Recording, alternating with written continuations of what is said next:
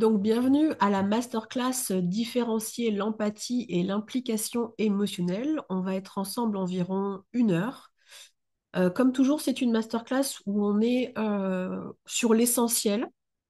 Bien sûr, je t'encourage à la réécouter parce que toutes mes masterclass, ce sont des mises à jour énergétiques qui vont faire des ping-pong et qui vont faire bouger des choses que tu avais installées. Alors, on y va.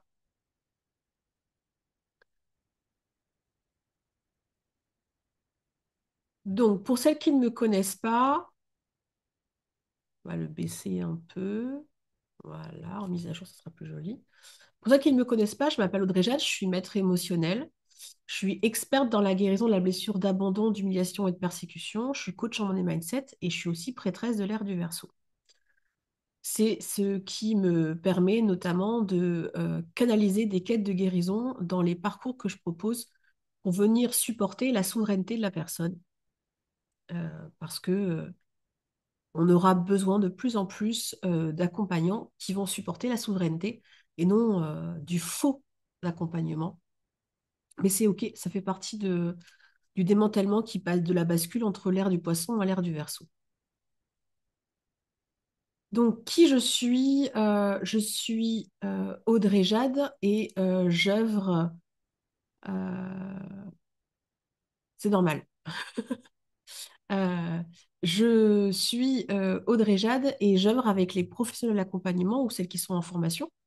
Et j'accompagne le mouvement initiatique en offrant des parcours d'évolution. Je travaille et collabore et jardine particulièrement avec les personnes que j'appelle les porteuses, les gardiennes et les conceptrices du nouveau monde. Ce sont des femmes en fait qui ont vécu beaucoup de blessures et de douleurs et cette nécessité leur a permis d'aller trouver des forces de résilience pour ce nouveau monde. Bonjour à toi. Donc, cette masterclass, l'empathie et l'implication émotionnelle, elle est destinée à des pros de l'accompagnement, que ça soit dans la thérapie, dans le coaching, dans le bien-être, mais également en entreprise, et tu vas comprendre pourquoi. Alors, si tu es là, c'est que tu as envie de donner. C'est bien. Mhm. Mais il est possible que tu aies besoin de valider ta valeur professionnelle, notamment d'être reconnu pour ton expertise et ton impact.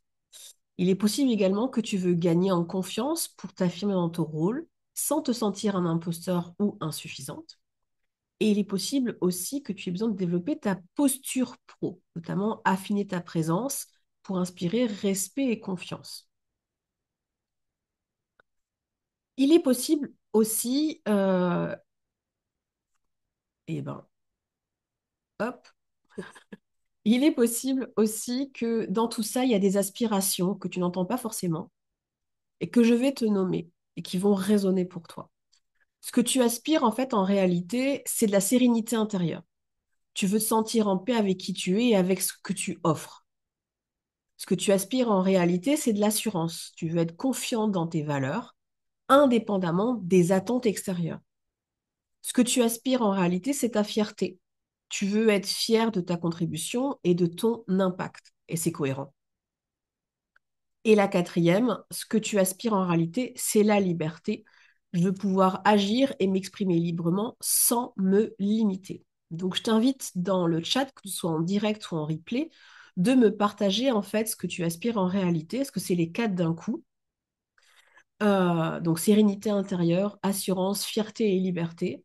Parce qu'en fait, quand tu viens voir la masterclass pour différencier l'empathie et l'implication émotionnelle, c'est que finalement, dans cette masterclass, tu vas apprendre des clés qui vont te permettre d'engager un cheminement, que ça soit avec moi ou avec une autre professionnelle, pour développer ces quatre aspirations qui sont, j'ai envie de dire, nécessaires, normales, respirant, vivant. Je vais donc prendre le temps de vous lire les quatre pour toutes les deux. Merci beaucoup. Et bien, vous êtes au bon endroit. Celles qui font le replay, n'hésitez pas à me partager. Ah. Donc, continuons. Démarrons avec la définition de l'empathie.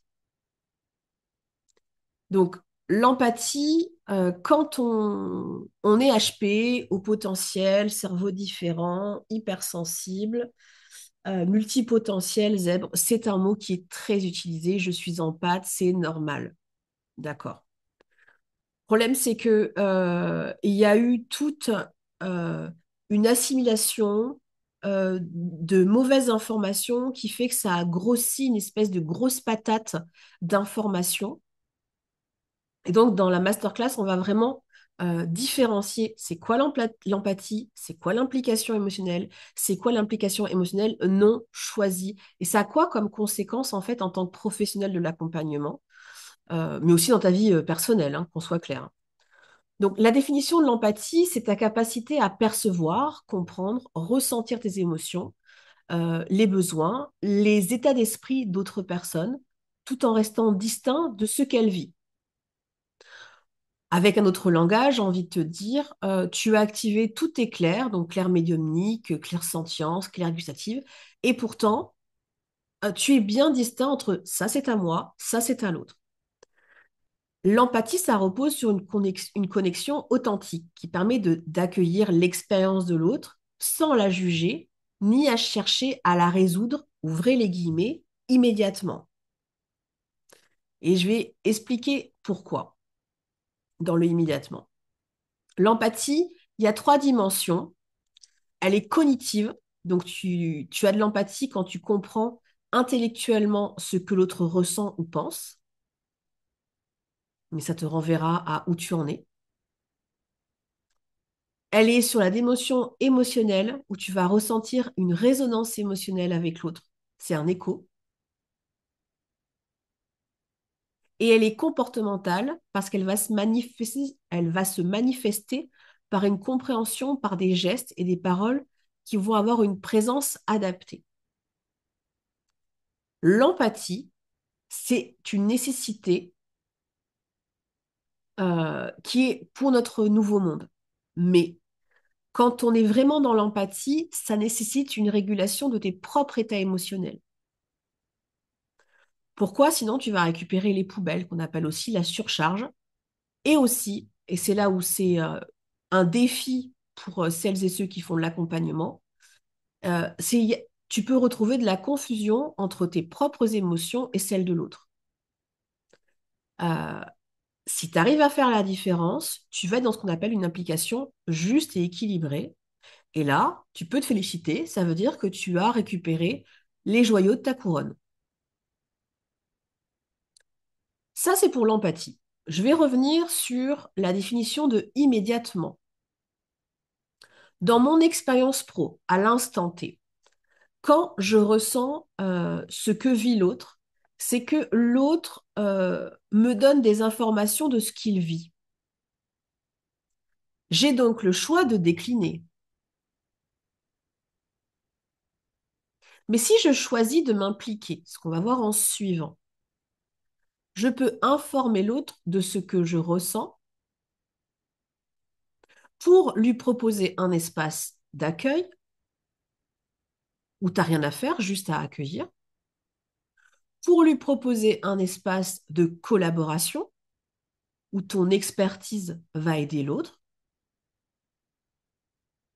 pour l'envoyer sur une piste avec quelqu'un d'autre. Et l'empathie, elle est la manifestation dans le subtil que nous sommes des éclats divins qui sont reliés dans la matrice quantique ensemble.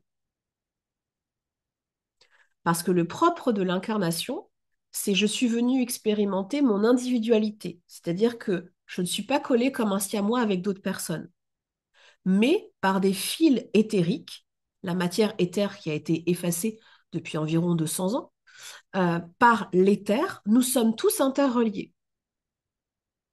Et donc l'empathie a pour intention de pouvoir communiquer avec tout le vivant, qu'il nous ressemble ou qu'il ne nous ressemble pas. Et Avoir de l'empathie pour son lieu de vie, c'est possible. Avoir de l'empathie pour sa voiture, c'est possible. Avoir de l'empathie pour ses animaux, c'est possible. Avoir de l'empathie pour son entreprise qui est devenue une identité divine à elle seule, c'est possible. Avoir de l'empathie pour un groupe âme d'animaux, c'est possible. Enfin, l'empathie, c'est une manière de savoir comment l'autre va et donc d'avoir la météo en permanence. La météo, elle nous sert une chose, savoir si on va s'impliquer ou pas. Parce qu'on a le libre arbitre et qu'on peut choisir si on s'implique ou pas. Donc maintenant, on va aller voir qu'est-ce que la définition de l'implication émotionnelle. N'hésitez pas à m'écrire si vous avez des questions, comme ça, quand on fera une pause, je prendrai le temps de répondre à toutes les questions. Donc, l'implication émotionnelle choisie, c'est un engagement. Ça amène de la conscience, de l'alignement. Alors, on va prendre un instant pour ces deux mots, conscience et alignement. Alignement, ça veut dire que je laisse circuler l'énergie de mon âme par la tête, et elle circule et elle coule comme une cascade jusqu'à mes pieds, et on se retourne et on fait le pendu. Elle rentre par mes pieds et elle descend jusqu'à ma tête. Alignement. C'est-à-dire que j'accepte d'être pénétrée par des flux de mon âme et des flux cosmiques et telluriques. Ça amène de la conscience sur qui je suis et du coup, en implication émotionnelle, ça me permet d'utiliser mes émotions comme des outils puissants que je choisis de maîtriser, qui vont être au service de mon écoute, de ma compréhension et de mon accompagnement. Cette masterclass, elle est pour les pros, mais il est bien évident que quand on est membre d'une famille, membre d'une communauté, on accompagne aussi. C'est dans les deux sens. L'implication émotionnelle, contrairement à une implication dictée par des schémas traumatiques ou des blessures inconscientes, qui ont comme besoin de sauver, de plaire et de sacrifier, l'implication émotionnelle, elle nous permet d'être dans la souveraineté. Parce qu'elle choisit cette implication d'être sur trois axes que je vous ai notés en face. L'implication émotionnelle choisie, elle repose sur ton pouvoir personnel. Je décide quand, comment et à quel niveau je vais m'engager émotionnellement. Je décide clairement de la clarté de mon rôle, donc ma posture pro, ma posture relationnelle. Il n'y a pas de confusion, il n'y a pas de projection. Je décide également de mon équilibre euh, et comme je veux rester authentique à qui je suis, bah, je refuse d'être submergée ni de m'oublier dans le processus. L'implication choisie, ça nous renvoie à une expression de notre souveraineté. Donc, ça vient d'un espace où tu sais que tu es un éclat de Dieu, un éclat de la grande déesse. Et quand je nomme ça dans mon vocabulaire, si tu me découvres, c'est pas de la religion, c'est du hors dogme. Et tu sais que quand tu es dans une implication choisie, donc tu es un éclat de la grande déesse, un éclat de Dieu, et tu agis non pas d'un espace de réaction, mais d'un espace de puissance et d'amour. Les espaces de réaction, pour celles qui suivent mes accompagnements, mes parcours, on le travaille énormément dans les cercles de pardon, qui reposent toujours sur les mêmes piliers. Le premier pilier, on accueille les parts de nous qui ont besoin de juger. Je t'accuse. À cause de toi, j'ai vécu tout ça. Le deuxième pilier, c'est on va accuser plus grand. C'est-à-dire qu'on va accuser le représentant du diable et Dieu. Allez, on les lourde bien. Le troisième, en fait, on se rend compte qu'on a eu besoin d'accuser autant les personnes que le représentant du diable et de Dieu pour pouvoir rester dans un rôle où je suis victime, donc impuissant, impuissante. Et donc, par ce cercle de pardon, je choisis de quitter cet espace où je me suis fourvoyée parce que j'étais blessée, parce que j'étais endolorie, parce que mes mémoires traumatiques prenaient trop de place, et je fais la bascule. À ce moment-là, la bascule fait intervenir quoi? Une part de nous qu'on a volontairement jugée, on l'a mis coupable, c'est toujours la même, hein, c'est la part de nous innocente, vibrante, inviolable et souveraine. Hein. La souveraine, elle s'en prend plein la gueule. Et il faut ramener cette part de nous, lui demander pardon sincèrement, non pour passer pour une bonne personne, hein. C'est là où l'orgueil est touchy. Et là, quand le pardon y passe, il y a une régulation de pouvoir, ça fait péter tous les cailloux et les cailloux que tu avais mis dans ta sphère astrale, physiologique, émotionnelle, mentale, co. Et l'alignement revient. Et là, tu redeviens souveraine et puissant. Donc, pour celles qui n'ont jamais expérimenté, faites des cercles de pardon. Et puis après, si vous adhérez à mes parcours et mes accompagnements, il y en a tout le temps. Il y en a au moins un dans tous les parcours, voire cinq ou six. Pourquoi? Parce qu'en fait, on a besoin de se confronter à je me raconte vraiment de la merde. Puis je me loupe pas, hein. Donc, je vous encourage à vous gracier. Maintenant, allons voir la définition de l'implication émotionnelle non choisie, celle qu'on subit. Alors, disclaimer, si tu as une blessure de persécution, de non-reconnaissance, bon, ben, tu subis.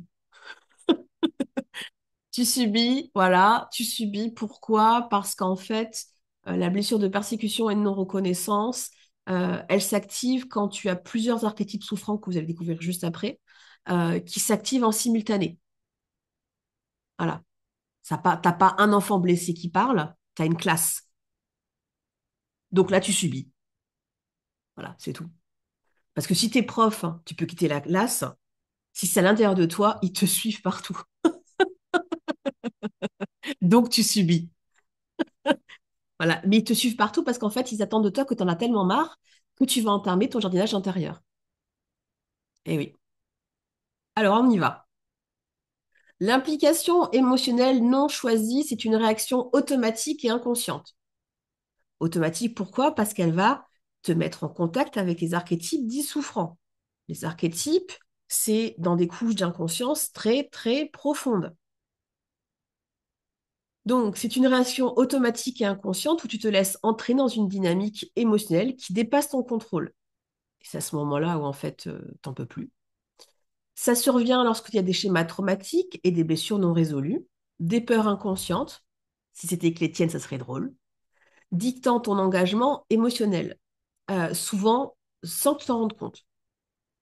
Alors pour celles qui apprennent à se rencontrer, tu commences à le voir dans ta posture, je me rigidifie, tu peux entendre des pensées où tu as envie de péter la gueule à l'autre. Là, en général, quand tu sens que la posture n'est pas la même, des choses comme ça, ou qu'il y a du jugement, tu sais que tu as basculé dans un schéma traumatique. Voilà. Ça va venir quoi? Ça va venir activer ta réactivité émotionnelle. Donc, tu vas réagir aux besoins, aux attentes et aux émotions de l'autre sans discernement. Parfois même au détriment de toi-même. On appelle ça être une femme.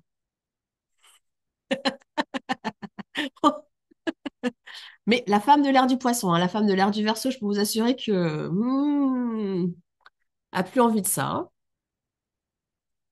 Donc on a la réactivité émotionnelle, mais on a également la perte des limites. Je vais vous lire. D'accord.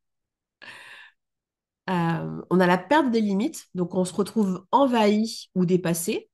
On est incapable de poser des frontières claires entre ce qui t'appartient et ce qui appartient à l'autre.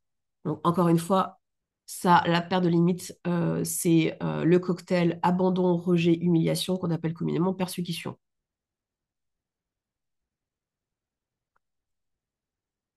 Et l'une de mes mentors, Madame Bourbeau, ne la traite pas, cette blessure, parce qu'elle sait pas, elle s'y est pas attelée, c'est tout, hein. La troisième point, c'est le besoin de combler ou de réparer. Donc, ben, là, vous avez quoi qui active, à votre avis? Donc, l'implication est souvent motivée par des blessures anciennes. Eh oui, besoin de reconnaissance, on a peur de l'abandon, on a peur du rejet. On est dans un commun que tout le monde connaît, le triangle sauveur, bourreau, victime. Mais on va le développer pas plus que ça, hein. Et on a le sentiment de fatigue ou de sacrifice.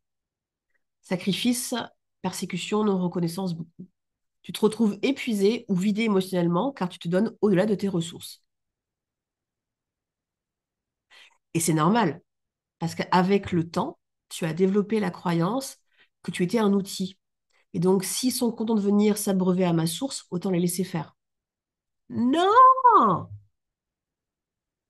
c'est pas vrai. Alors, dites-moi en commentaire, là, dans les quatre, toi, quand tu glisses dans l'implication émotionnelle non choisie, qu'on appelle subie, tu glisses dans quoi? La réactivité émotionnelle, tu réagis aux besoins des autres, la perte de tes limites, tu te retrouves envahi, le besoin de combler ou de réparer, donc tes blessures te dirigent, et en quatre, le sentiment de fatigue ou de sacrifice. Tu te fais vider. Pendant que vous me répondez, je vais partager quelque chose qui est du vécu pour ma part et dans les personnes que j'ai accompagnées. Souvent, quand on a ça, vous pouvez être sûr qu'il faut traiter les parasites physiologiques. Parce que les parasites physiologiques, qui ne sont pas que les vers, il y a plus que ça, hein, viennent nourrir des fréquences basses qui vont t'encourager à être dans une implication non choisie. Donc, ça serait peut-être pas bête d'envisager dans l'année 2025 de régulièrement faire des purges et de se faire sujet. Alors, je vous lis. Alors, on a peut-être émotionnel car pas par moment. Ok. Donc, Esther, tu es sur la réactivité émotionnelle. Ok. Je t'attends, Cécile, et puis après, je bascule sur l'autre.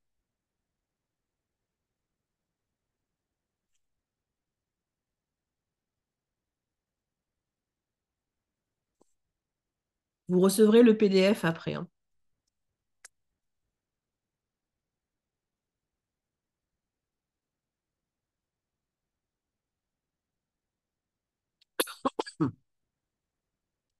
Et j'inviterai celles qui feront le replay à me partager également par WhatsApp. Les quatre, ça dépend des situations. Pour Céline. Et Cécile, réactivité émotionnelle et besoin de combler. Très bien. Bon, vous êtes au bon endroit. On continue.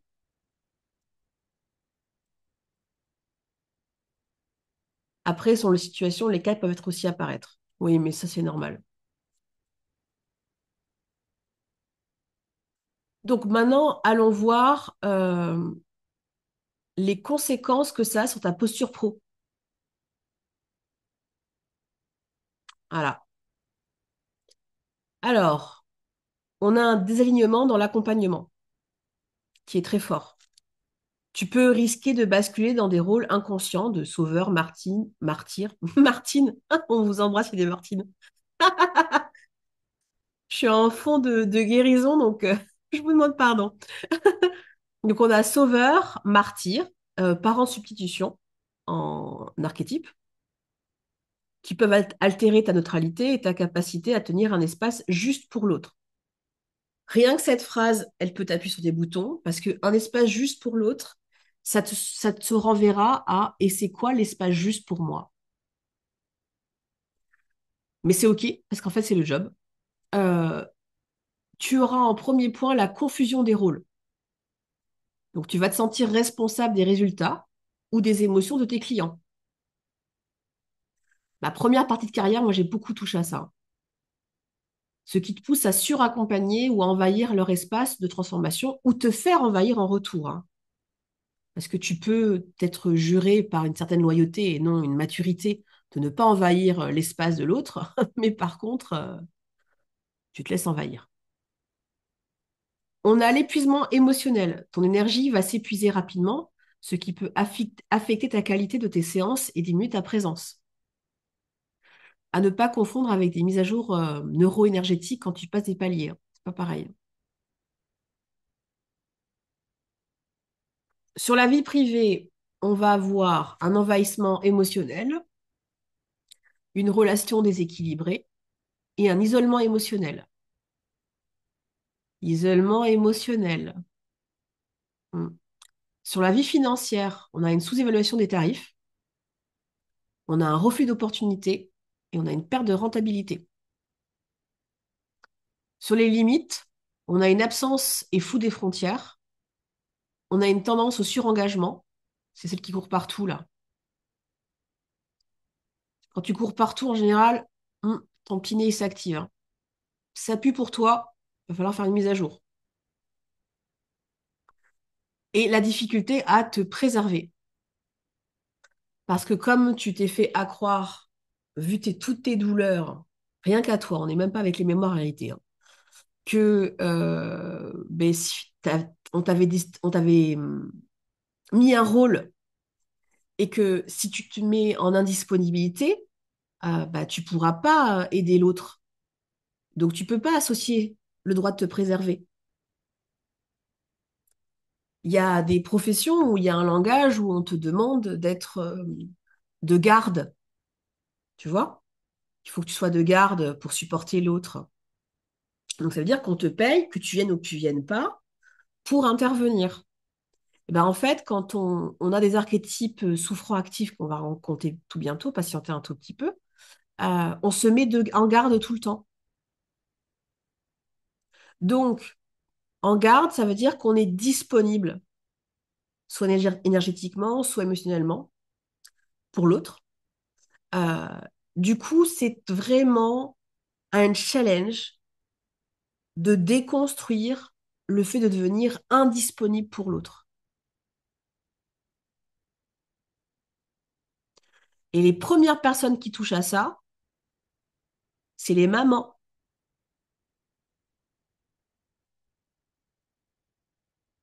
Et après, quand on expérimente de ne pas avoir d'enfant, on le retrouve dans des dynamiques intimes. Parce que tous les êtres humains vivent ça. Donc, allons voir les archétypes de souffrance qui sont activés dans tout ça.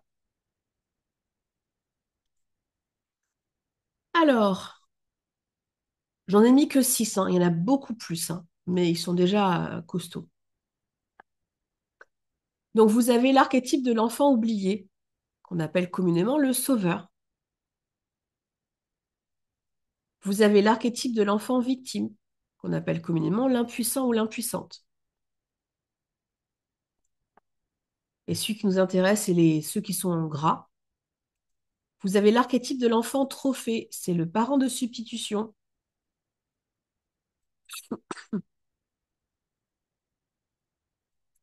Et vous avez l'archétype de l'enfant bouc émissaire,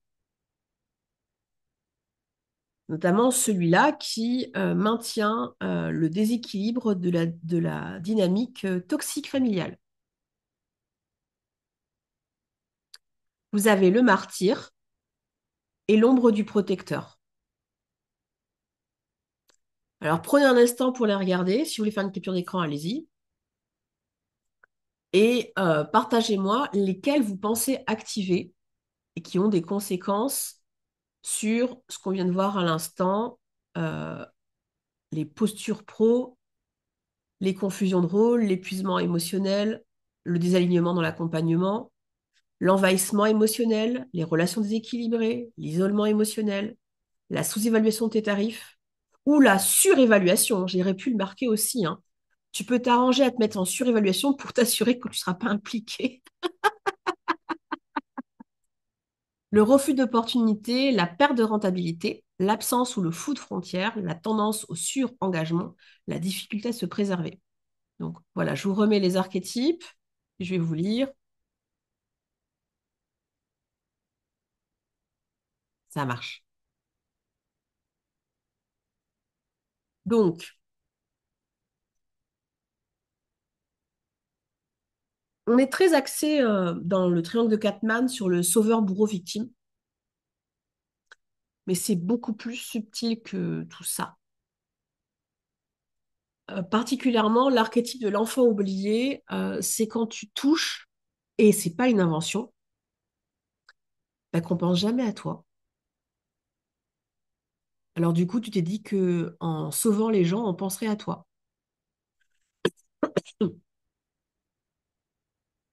L'archétype de l'enfant victime, donc c'est quand tu te sens impuissant, bah, tu te dis, quitte à être impuissant, impuissante, bah, je vais faire ma victime.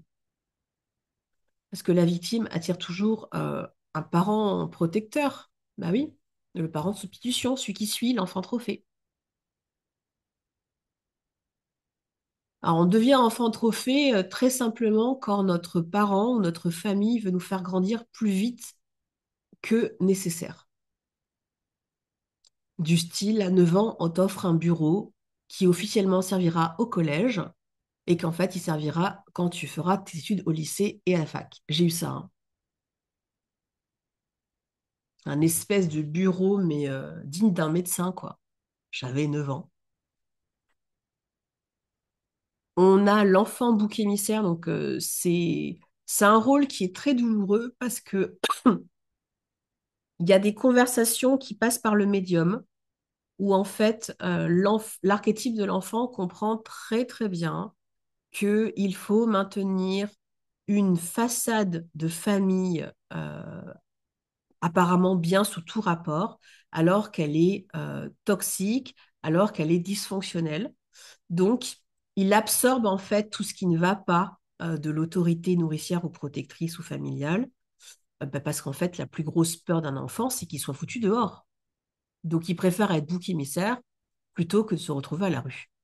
Ou avec du chantage affectif. Bon, il n'a juste pas conscience qu'il subit le chantage affectif déjà, hein, avec tout ce que j'ai déjà fait pour toi, la prend classique.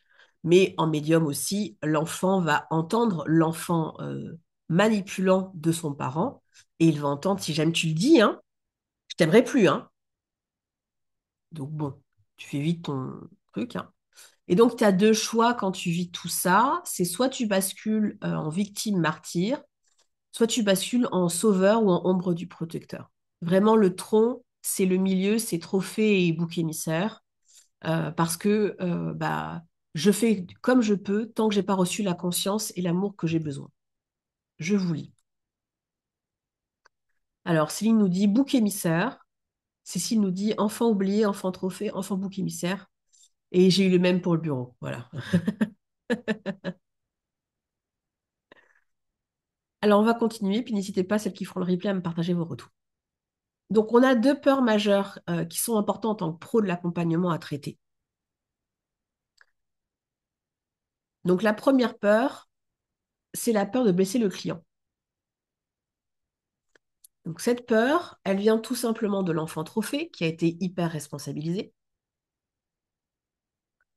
Donc, la peur de blesser le client, elle vient de ton hyper responsabilisation qui n'est qu'un symptôme de la carence de l'autorité nourricière et protectrice. Euh, et du coup, ça met quoi en place? Ça crée un miroir de l'évitement. Donc, en fait, tu as peur de blesser le client parce que des parts de toi veulent toi aussi éviter la souffrance. Des parts de toi veulent aussi éviter la frustration. Et ça va s'amplifier entre toi et le client. Et ça va réactiver et nourrir ton jardin de souffrance, qui est la blessure de non-reconnaissance, d'abandon, d'humiliation et de persécution. La peur de blesser le client, quand tu t'entends, j'ai peur de blesser le client, là, c'est un warning où tu as besoin de supervision. On ne peut pas blesser un client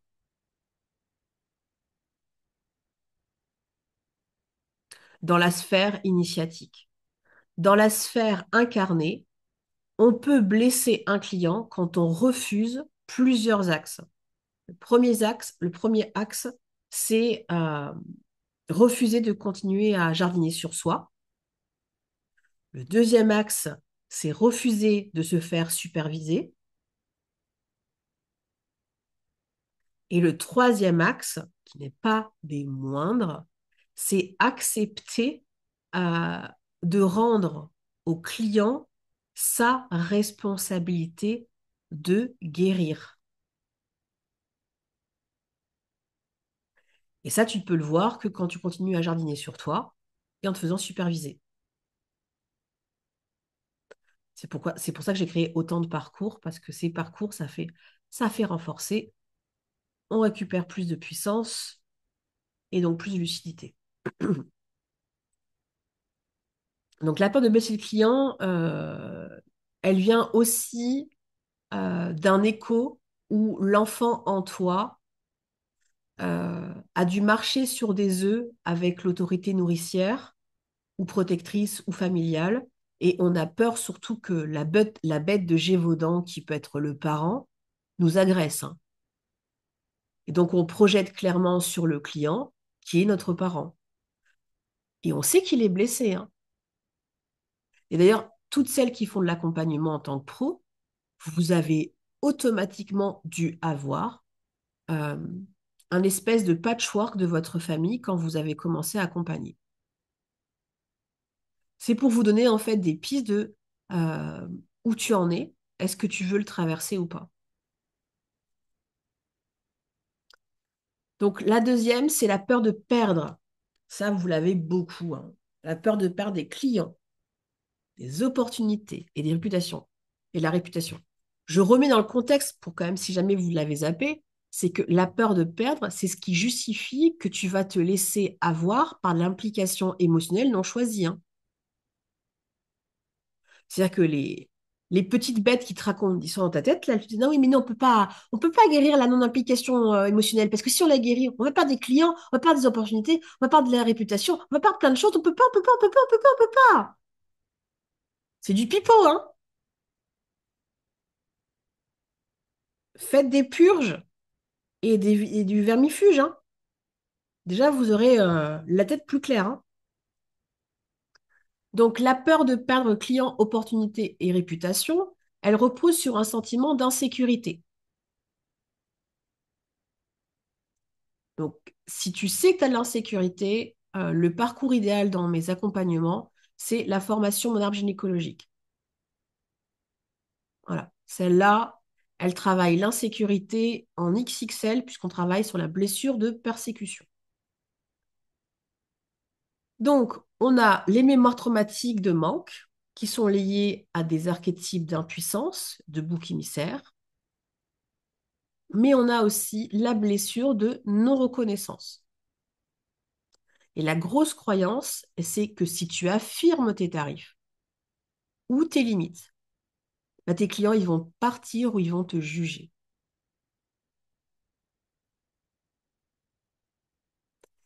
Et ça, c'est un cheminement de descente de soi qui est très intéressant parce que tant qu'on n'a pas d'effet des dynamiques relationnelles traumatiques, on ne se rend pas compte en fait qu'on tolère des clients, des opportunités qui nourrissent le trauma.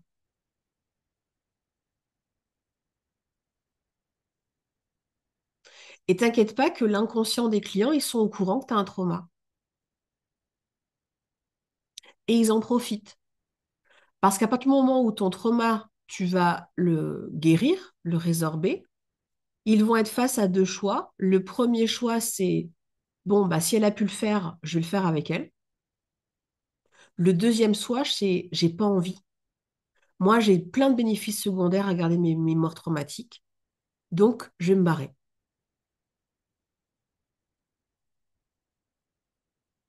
Donc, la peur de perdre, encore langage oiseau, elle nous renvoie toujours à notre relation avec l'autorité protectrice, qui peut être la mère. Et oui, c'est pas forcément que le père, parce que tu peux avoir eu un couple parental qui a eu une inversion des rôles. Pourquoi? Parce que dans l'arbre gynécologique, il y a eu inversion des rôles.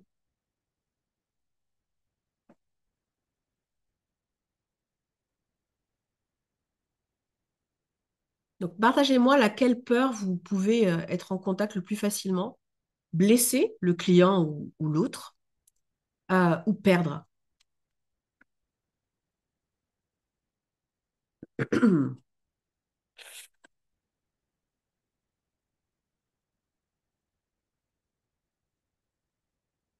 Alors,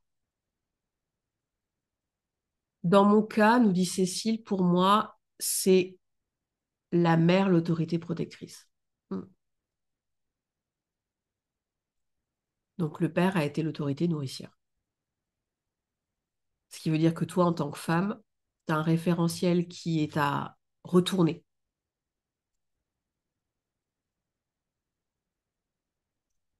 S'il nous dit blessé et quand ça déborde, je perds dans une revanche. Ok, très bien. Blessé.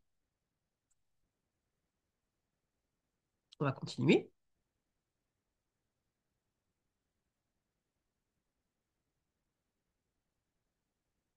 Oui, perdre, c'est parti. Ok. Donc maintenant, on va parler du surinvestissement, qu'on appelle aussi l'overgiving, le trop donné. Mais on va aussi parler de la dynamique avec les archétypes souffrants manipulants chez le client. Et oui, parce que c'est pas des pauvres petites choses, les clients, hein. C'est des éclats de Dieu aussi, hein. Mais oui, ils sont souffrants. Ce sont des éclats de Dieu et de grandes déesses aussi. Quel est ton avantage à ne pas vouloir être lucide, à garder pour plus tard? Donc, en évident, quand tu donnes trop, ton énergie, tes ressources prévues, c'est souvent par peur de décevoir ou de perdre le client. Donc, ça va se traduire comment? Tu vas allonger les séances. Tu vas répondre à des horaires que tu estimes qui ne sont pas professionnels. Je dis bien que tu estimes. Parce que plus tu vas gagner en sécurité, plus tu te verras répondre à des horaires que jamais tu aurais pensé répondre avant. Moi, je l'ai passé ce palier-là. Et il est assez bluffant. C'est-à-dire que quand on le passe, normalement, on ne répond pas à cette heure-là. Je suis très confort après cette heure-là. Pourquoi? Parce que les limites sont posées. Mais quand tu es dans l'overgiving, tu réponds pas, tu réponds à des horaires qui ne sont pas adaptés. Dans l'overgiving, tu vas ajouter beaucoup d'extra pour compenser une insécurité interne. C'est-à-dire que tu demandes implicitement au client qui te valide comme quoi tu es bonne. Voilà. Donc ça, c'est l'évident. Je pourrais rajouter autre chose, mais on va voir après d'abord avec le deuxième. Dans le subtil, tu t'investis émotionnellement au-delà du nécessaire en portant inconsciemment les blessures et les résultats du client comme si c'était ta responsabilité. Tu offres des solutions ou des idées sans que le client ait demandé. Tu t'inquiètes de son bien-être, bien après la fin de l'interaction. Bon, ben là, clairement, quand tu vois ça, il faut que tu acceptes, tu es en train de rejouer quelque chose de ta famille. Bah oui, parce que quand tu t'investis émotionnellement comme ça, c'est qu'on te l'a appris. On appelle ça du mimétisme. Qui m'a appris à être dans le surinvestissement? Quel langage j'ai installé? Cherchez pas trop loin, hein. C'est souvent les parents, hein. Et on se surinvestit pour compenser le fait qu'on n'ait pas reçu de sécurité. Parce qu'en fait, on n'a pas le droit de dire qu'il a été insécure, papa. On n'a pas le droit de dire que maman a été insécure. C'est pas possible, regarde, on avait tout ça et tout. Bah si, il a été insécure.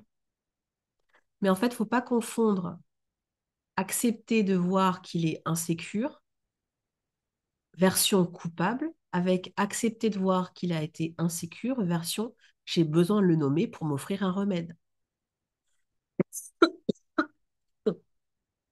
Bien.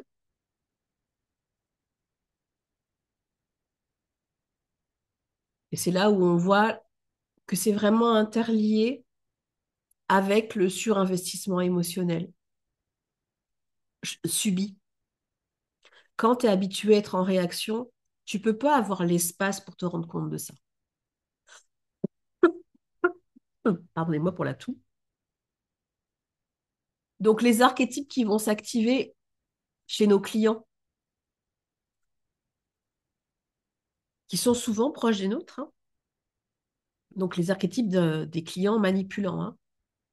Et je rappelle qu'un client peut nous manipuler inconsciemment Parce qu'en fait, il a un bénéfice secondaire, c'est de rester dans une zone de confort. Donc, je vous en ai mis cinq. Vous avez l'archétype de l'enfant bouc émissaire, l'archétype de l'enfant rebelle. Le rebelle, il veut toujours plus, il veut 10 minutes de plus, il veut des cadeaux, il veut du privilège. L'enfant trophée, euh, donc c'est un client qui a été un parent de substitution et du coup, il a appris à être parfait et bah, il va vouloir te manipuler pour que tu lui donnes plus de conseils, plus de cadeaux, plus de recommandations, plus de privilèges. Exemple, c'est celui qui va te demander de déplacer à un horaire qui n'est pas adapté.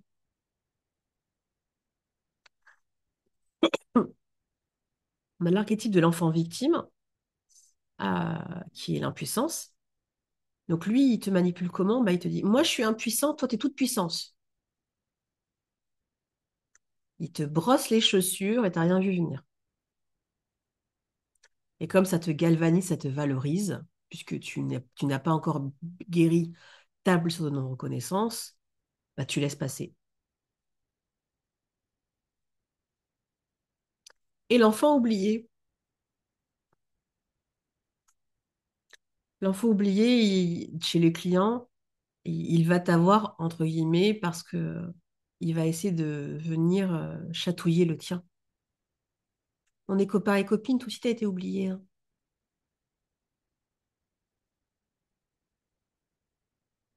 C'est pour ça que c'est important avec l'ère du Verseau de considérer dans l'accompagnement, dans le pro que tu es, que en face, tu n'as pas une victime. Tu as un éclat de Dieu, un éclat de la grande déesse, qui porte des mémoires, on est d'accord, traumatiques, qui porte des archétypes souffrants, on est d'accord, mais c'est tout. Il est autant créateur et créatrice que toi. Il peut avoir des difficultés, mais en général, quand ce sont tes clients, s'ils viennent te voir euh, quand tu as guéri tout ce que je te partage, c'est parce qu'ils veulent avancer dans une direction que toi tu as empruntée et que tu as réussi à mettre en place. Parce que il y a 20 ans, dans tout ce qui était accompagnement, euh, il y avait beaucoup de magnétisme dans le sens qu'on aimait des gens pour leur aura et tout. C'est normal, leur aura, elle te diffusait la mise à jour. Les gens ne faisaient pas le travail. Donc, t'as déjà vu un enfant qui est pas content quand on lui vide le lave-vaisselle, toi? Ils sont tous contents quand on fait les tâches pour eux. Donc, il y a 20 ans, tout l'accompagnement était vraiment axé sur on faisait les tâches pour le client. Sauf que là, on rentre dans une vingtaine d'années, donc de 2025 à 2045, où en fait, les clients doivent se mettre en mouvement. Mais si en face, toi, tu es encore en négociation, eh ben, ils vont activer tout ce vont pouvoir en réserve pour essayer de te manipuler, parce que c'est ce que font les enfants. Les enfants manipulent. Mais je rappelle que la manipulation, elle peut être bénéfique. Quand tu vas voir l'ostéopathe et qu'il te fait une manipulation, mais tu le remercies, tu le payes à la fin qu'il te manipule. Donc, il n'y a aucun problème à manipuler son client si ton éthique et ta posture et ton ancrage le permettent. Ton ancrage, ça va être un grand 2025, l'ancrage. Continuons. Alors, on a les remèdes. Donc, les remèdes, je les ai répertoriés en 6 tomes. En un, il faut reconnaître les archétypes souffrants activés en toi. En deux, il faut poser des limites claires dès le départ. En trois, il faut se remettre à jardiner sur ses blessures de fond. Et ton ado en toi, par moment, pour faire encore, mais quand c'est que ça suffit, quand c'est que ça s'arrête. Jamais Gertrude. Jamais. Parce qu'en fait, si tu fais le choix d'être dans l'accompagnement, jamais ça s'arrêtera. Par contre, tu peux avoir des périodes d'intensité et des périodes de régénération, de repos et de récolte. Mais il y a peut-être des périodes où ça sera plus intense. Et particulièrement en ce moment, avec la mue de notre société, nos ados intérieurs, ils vont pas être contents parce qu'il y a plein de gens qui vont devoir jardiner sur leurs blessures de fond. Ça devient du non négociable. On a renforcé son ancrage de l'ère du Verseau, donc l'ère du Verseau, hein, je précise bien, pas l'ère du Poisson. Donc l'ère du Poisson, j'en ai déjà parlé à une dernière masterclass que tu pourras retrouver facilement sur YouTube. L'ère du Poisson, on est sur un ancrage du patriarcat où la femme est une possession, donc vas-y, dans ta liberté, tu pourras pas. Alors que dans l'ancrage de l'ère du Verseau, on est sur de la liberté, de la sérénité, de la collaboration et surtout de la responsabilité. Et quand je dis responsabilité, c'est même responsabilité, c'est pas juste je jette mes poubelles, c'est responsabilité de se poser des questions sur des comportements qui sont insensés. Donc, par exemple, quitter la surconsommation. Mais la responsabilité, ça peut être aussi se remettre en question des narratifs qu'on nous partage. La responsabilité, c'est remettre en question ce qu'on nous dit que, par exemple, Freud a dit. Freud était un pervers, qui avait un grand problème avec la femme. Et c'est ça, en fait, la responsabilité, c'est vraiment euh, euh, renforcer cette posture où tu es souveraine parce que tu te rappelles dans ton corps de terre que tu es un éclat de Dieu, un éclat de la grande déesse, mais tu as donc de la responsabilité qui va avec. Qu'est-ce que je bois? Qu'est-ce que je mange? Mais pas qu'en physiologique. Qu'est-ce que je bois comme bêtises sur les réseaux sociaux? Qu'est-ce que je mange comme conversation à des repas familiaux?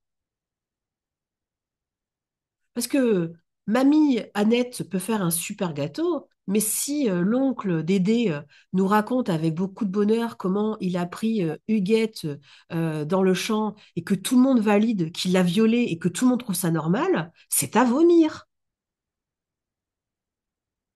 Ça, c'est de la responsabilité. C'est-à-dire, je ne peux pas te laisser dire ça en ma présence. Oh, c'était il y a 30 ans. Et alors, ce que tu as fait, on appelle ça un crime. Si je te fais pareil, tu vas le vivre comment? C'est ça la responsabilité. C'est aussi remettre en question, non pas parce que je m'ennuie et que j'ai que ça à faire, mais c'est vérifier dans ma posture de souveraine, est-ce que ces infos sont viables, vivantes, ou sont des informations qui ont été manipulées pour m'amener subtilement à me dérégler de degré en degré. Et là, moi, je vous le prédis, hein, c'est facile, hein. 2025, on va avoir un bout, 2026, ça va être l'ouverture, on va découvrir qu'on a été manipulé par des degrés pour adhérer à des narratifs qui sont totalement faux, pour adhérer à un système où on s'est adapté à être dans le faux consentement de donner notre énergie. Donc toi, en tant que pro de l'accompagnement, que ce soit en cabinet, quand tu te déplaces chez ton client ou dans une société, tu as le droit de renforcer ta posture souveraine et d'encourager la responsabilité du client. Et comment tu l'encourages? C'est quand tu commences à défaire le narratif de l'autre, il est petit, l'autre, il est faible. Non, l'autre, il n'est pas petit. L'autre, c'est un éclat de Dieu qui est fragilisé parce qu'il s'est pris plein la gueule. Il a fait l'effort de te demander de l'aide. Tu lui donnes là où tu es compétente. Et là où tu n'es pas compétente, tu remets à Dieu et tu remets à d'autres pros de l'accompagnement.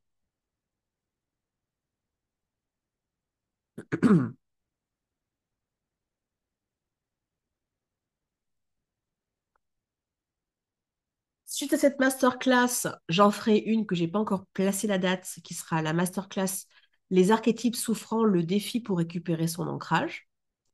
Parce que 2025, c'est une année où il faut être bien ancré, hein. On va avoir beaucoup de biais cognitifs. On va avoir des informations qui vont sortir. On a déjà qui sortent maintenant. Mais du coup, comment déceler le vrai du faux? Voilà. Donc ça sera pour 2025. On va d'abord faire les vacances d'hiver, sachant que l'œuvre noire alchimique a déjà commencé. Normalement, ça démarre au niveau de Yule, qui est le 21-22 décembre. On est déjà dedans.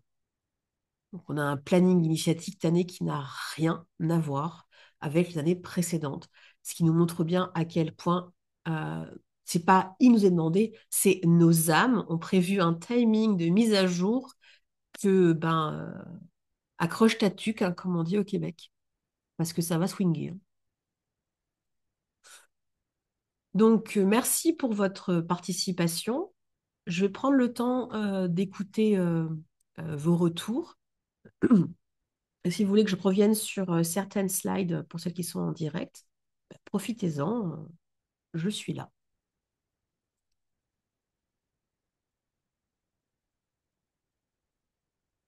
Et si vous voulez prendre le micro pour me partager des choses,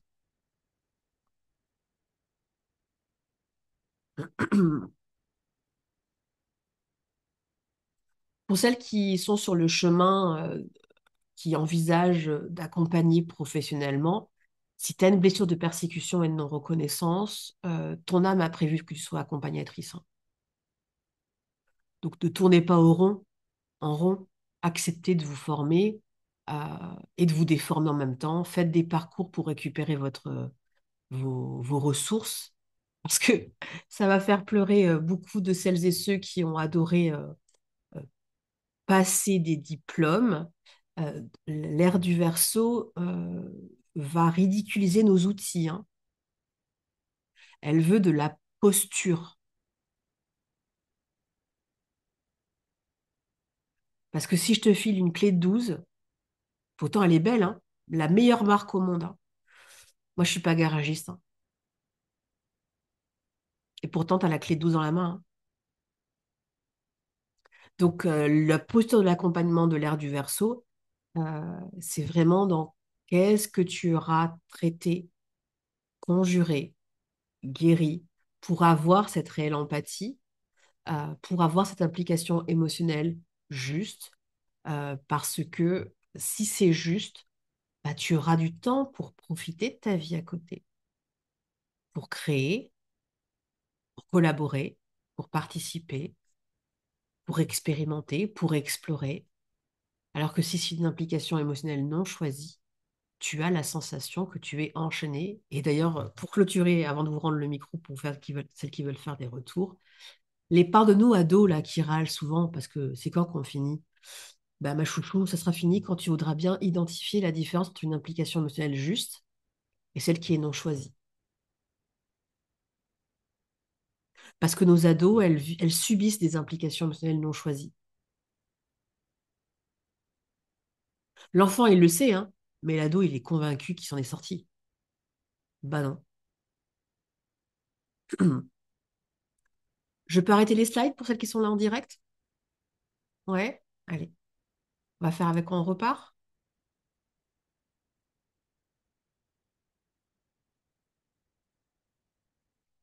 Alors, avec quoi tu repars, Cécile?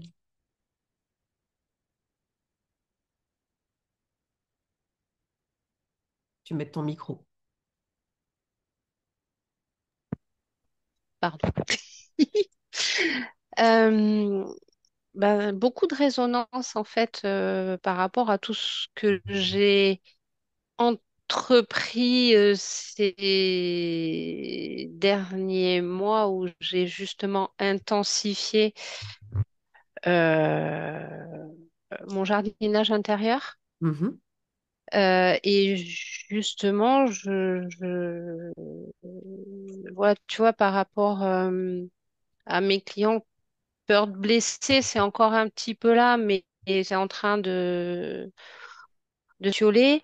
Peur de perdre, je me dis, bah écoute, si la cliente s'en va, bah c'est pas grave, j'en aurai d'autres qui viendront. Enfin, tu vois, c'est vraiment, je lâche mhm. prise par rapport à tout ça.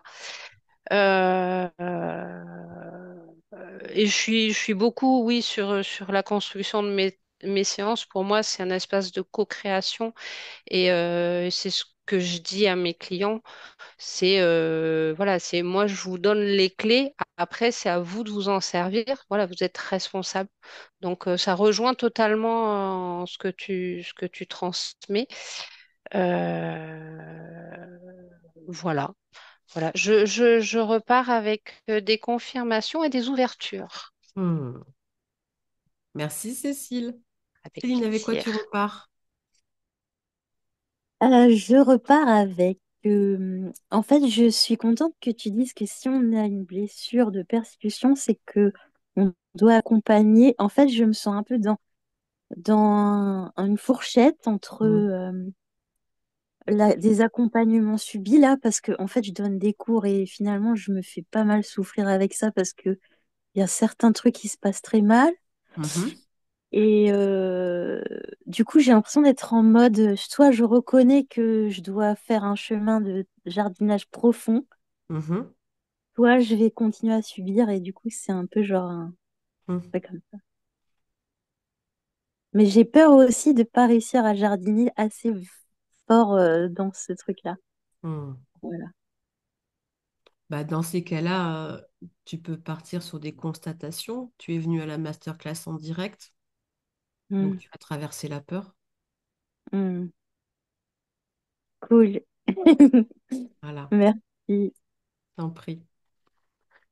Merci à vous deux et vous trois d'avoir été là en direct. Et j'invite toutes celles qui feront le replay à me faire leur retour sur WhatsApp.